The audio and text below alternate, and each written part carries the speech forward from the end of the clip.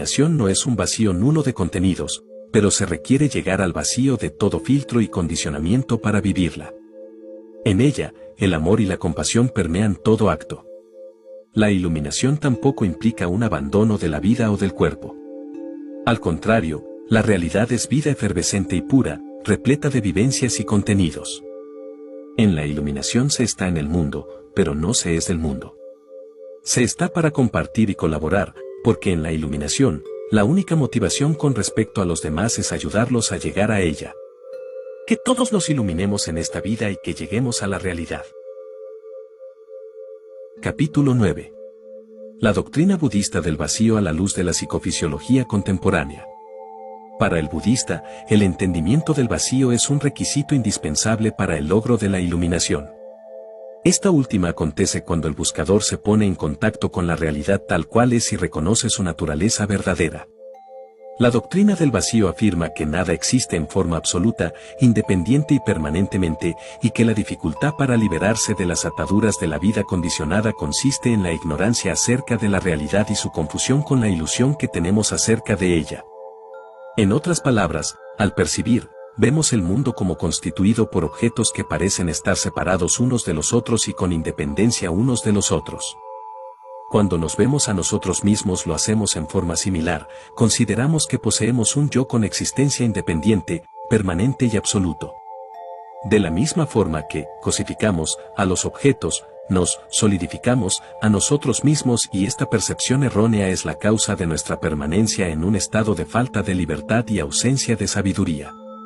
En cambio, si reconociéramos que tanto los objetos como nuestro yo aparecen como absolutos porque así los percibimos, pero no porque así lo sean, nos liberaríamos lograr el vacío y su percepción consiste en quitar los velos y los errores de la percepción tanto del entorno como de uno mismo. El vacío se refiere a la ausencia de filtros de la percepción, lo que permite ver la realidad tal y como es. La realidad es que todo es interdependiente, cambia de momento a momento y nada tiene existencia absoluta. Desde el punto de vista de la realidad no existe nada a que apegarse y, por lo tanto, nada que pueda provocar sufrimiento. Este último ocurre como consecuencia de nuestros apegos y estos acontecen como resultado de la consideración de pérdida.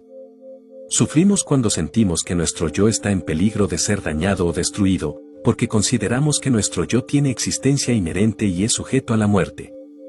La ausencia de sufrimiento resulta de la ausencia de apego y esta es consecuencia de la inexistencia. En otras palabras, al reconocer que nuestro yo no posee existencia absoluta, no existe temor alguno de perderlo, puesto que lo que no existe no es susceptible de ser perdido. La doctrina del vacío trae como consecuencia la liberación, precisamente por la razón anterior.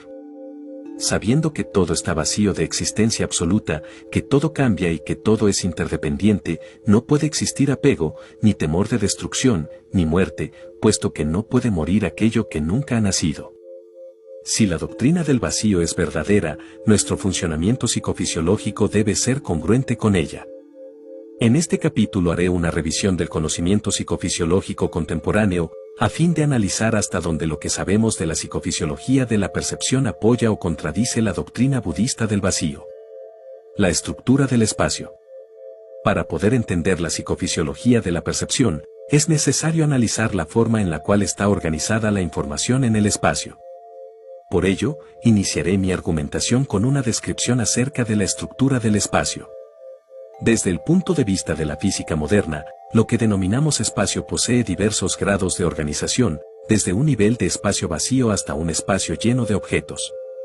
El nivel básico o fundamental del espacio es una matriz colosalmente compleja, de total coherencia y simetría.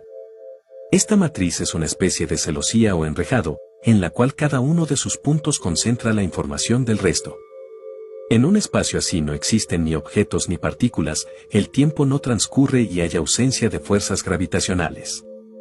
Este nivel del espacio se denomina la látiz del espacio-tiempo. Un siguiente nivel del espacio involucra una distorsión de la látiz. Cuando esto ocurre, una zona de la látiz pierde coherencia y sufre una microcurvatura. Un instrumento físico detecta esta distorsión como una partícula elemental. Existen familias de distorsiones similares y, por lo tanto, categorías definidas de partículas. Lo que denominamos un objeto material es un conjunto interrelacionado de microdistorsiones de la látice. El nivel de la organización del espacio lleno de objetos es un nivel en el cual la látice se encuentra distorsionada en todas sus porciones. El término distorsión no es peyorativo, sino únicamente descriptivo y así debe interpretársele. La látice es una especie de superconductor en el cual cualquiera de sus distorsiones se encuentra representada en todos y cada uno de sus puntos. El nivel de la látice en ausencia de distorsiones es una abstracción, pero un espacio que se le aproxima es el espacio interestelar alejado de cualquier objeto. En ese espacio, la látice se aproxima a su nivel de máxima coherencia y simetría. Llamemos a este polo de la organización espacial, polo de alta sintergia, 1. En cambio, el polo de la organización del espacio en el cual la látice está distorsionada y existen objetos materiales, posee una mínima coherencia y una baja simetría. Llamemos a este polo, de baja sintergia. Mientras mayor sea la sintergia, mayores serán la coherencia y la simetría. Mientras menor sea la sintergia, el tiempo no transcurre, no existen objetos materiales ni fuerzas gravitacionales, mientras que en un espacio de baja sintergia existe la materia. El tiempo corre y hay fuerzas gravitacionales. El análisis cerebral de la látice. Cuando nuestros receptores retinianos interactúan con la información localizada en el espacio, transforman las distorsiones de la látice en señales neuroeléctricas que se codifican en forma de patrones. Dependerá de las características de las distorsiones, el tipo de patrones que se desencadenen. Estos patrones son verdaderas fórmulas algorítmicas, que penetran al cerebro a través de millones de canales nerviosos. En el interior del cerebro, y sobre todo en la corteza cerebral, estos patrones se concentran mediante circuitos de convergencia. La retina humana es un buen ejemplo de una estructura de convergencia. La primera capa retiniana está compuesta de varios cientos de millones de receptores, mientras que la última capa de la retina solo posee 1 millón de neuronas. La información de varios cientos de receptores se concentra en una fibra y en ella aparece un patrón neuroeléctrico que es un algoritmo de alto poder. En otras palabras, la estructura de los circuitos retinianos es convergente y cada fibra de salida de esta estructura concentra información proveniente de una población grande, varios cientos, de receptores. El patrón algorítmico de salida contiene, en una estructura lógica, la información concentrada que, previamente a su activación, se encontraba dispersa.